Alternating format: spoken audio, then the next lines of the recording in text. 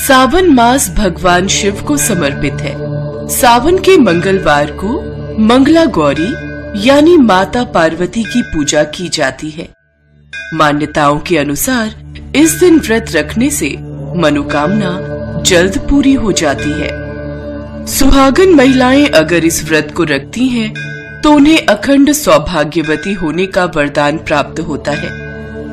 कहा जाता है कि सावन मास में मंगला गौरी व्रत रखने से व्यक्ति पर मंगल दोष दूर होता है और मां मंगला गौरी का आशीर्वाद प्राप्त होता है। मां मंगला गौरी व्रत की प्रचलित कथा के अनुसार किसी गांव में धर्मपाल नाम का एक साहूकार अपनी पत्नी यशोदा के साथ रहता था। साहूकार के पास भगवान का दिया सब कुछ था। सभी प्रकार के सुख ऐश्वर्य उनके पास थे, पर कमी थी तो एक संतान की। यशोदा विवाह के कई सालों पश्चात भी निसंतान थी। एक दिन साहूकार के घर एक पहुंचे हुए साधु महात्मा आए। साहूकार ने उनका खूब आदर सत्कार किया और साधु महाराज को अपने निसंतान होने की सारी बात कही।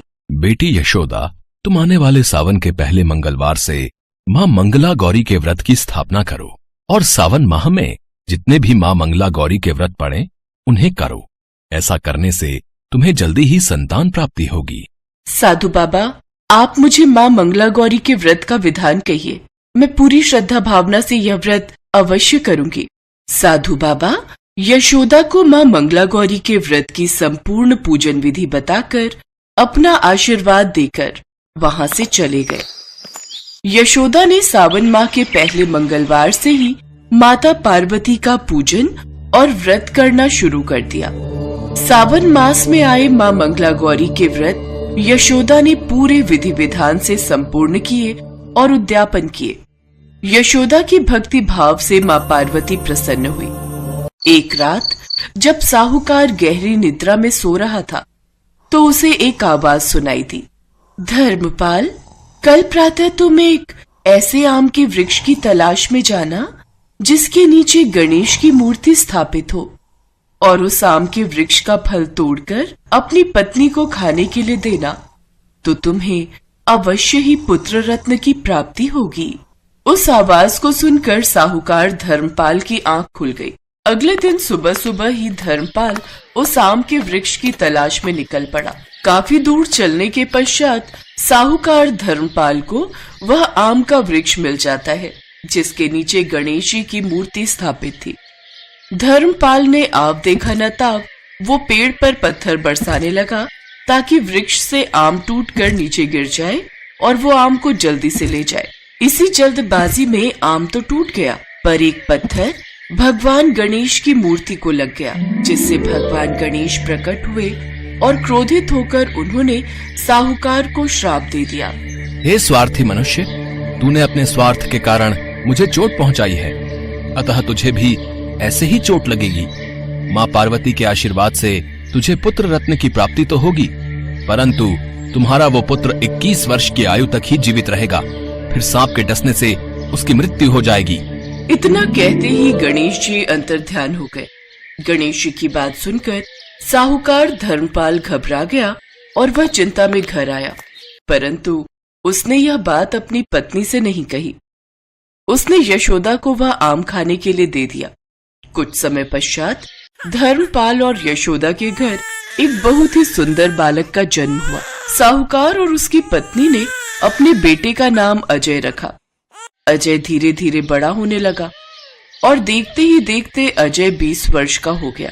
पर धर्मपाल को गणेश जी का दिया हुआ वह श्राप अभी भी याद था। वह अजय को लेकर हमेशा चिंता में रहता था। क्या बात है जी, मैं कुछ दिनों से देख रही हूँ आप बहुत चिंता में रहते हो। मैं आपकी धर्म पत्नी हूँ, आप मुझसे अपनी चिंता कहो। आखिर क्या बात है जिसके कारण आपके चेहरे पर ये चिंता की रेखाएं साफ दिखाई देती हैं? यशोदा, मैं तुम्हें ये बात बहुत पहले ही बताना चाहता था, पर मेरे साथ साथ तुम भी चिंता में आ जाओ, मैं ये नहीं चाहता था। और हम दोनों को चिंता में देखकर हमारा बेटा अजय भी परेशान हो जाए, ये मुझसे देखा नहीं जाएगा। मेरा तो मन घबरा रहा है। आप मुझे पूरी बात कहो, मुझसे कुछ भी मत छुपाओ। यशोदा के जोर देने पर धर्मपाल उसे सारी बात बता देता है। सुनिए, अखंड सौभाग्य देने वाली माँ मंगला गौरी के आशीर्वाद से ही हमें हमारा पुत्र प्राप्त हुआ है।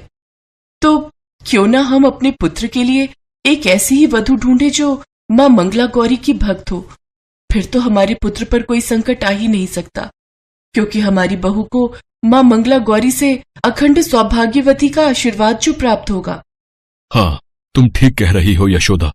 मैं आज ही ऐसी लड़की की तलाश करता हूँ जो माँ मंगला गौरी की भक्त हो और उनके व्रत और पूजन पूर्ण विधि विधान से करती हो। साहूकार धर्मपाल ने उसी दिन से ऐसी लड़की की तलाश शुरू कर दी। एक दिन, पंडित जी, सावन का पहला मंगलवार कब पड़ रहा है? मुझे इस बार भी माँ मंगला गौरी के व्रत करने हैं। बेटी, अगले मंगलवार से ही माँ मंगला गौरी व्रत प्रारंभ है। मैं जानता हूँ उमा बिटिया, तुम कई वर्षों से माँ मंगला गौरी व्रत रखती आ रही हो। देखना, इस बार माँ मंगला गौरी तुम पर अवश्य प्रसन्न होंगी और तुम्हें बहुत ही अच्छे वर की प्राप्ति होगी। बस पंडित जी, मेरी तो यही आखिरी इच्छा है कि मेरी बेटी को एक सुयोग्य वर की प्राप्ति हो। माँ मंगला गौरी के आशीर्वाद से इस साल मेरी बेटी का ब्याह हो जाए। तभी साहूकार धर्मपाल उनके पास आता है। अरे धर्मपाल जी, आप?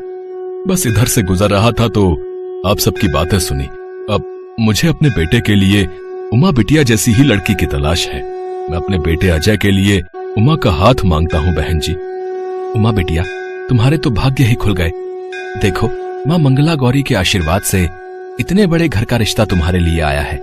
मैं इन्हें बहुत वर्षों से जानता हूँ। साहूकार धर्मपाल जी और इनकी पत्नी बहुत ही नेक स्वभाव के हैं और इनका बेटा अजय भी बहुत ही अच्छा लड़का है।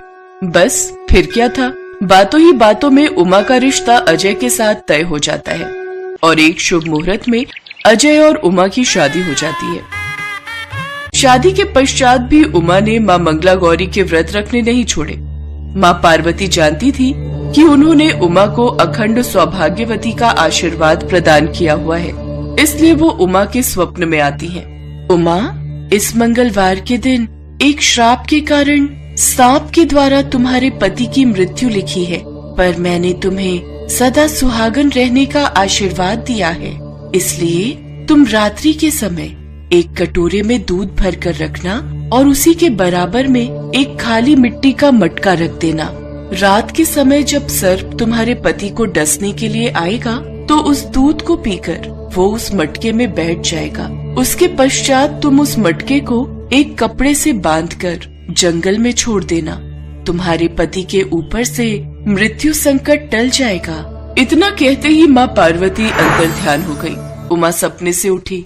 उसने इस बारे में किसी से भी नहीं कहा और मंगलवार के दिन रात्रि के समय जब अजय सो रहा था तब उमा ने वैसा ही किया जैसा स्वप्न में माँ पार्वती ने कहा था। सांप जब आया तो उसने दूध पिया और मटके में बैठ गया। उमा ने मटके के मुंह में एक कपड़ा बांधकर जंगल में छोड़ दिया और खुशी खुशी घर आ गई। उसने माँ मंगला गौरी को धन्यवाद किया और घर में सबको ये बात बताई। अपनी बहू की बात सुनकर साहूकार धर्मपाल और उसकी पत्नी यशोदा बहुत प्रसन्न होते हैं और सब मिलकर माँ मंगला गौरी को धन्यवाद कहते हैं।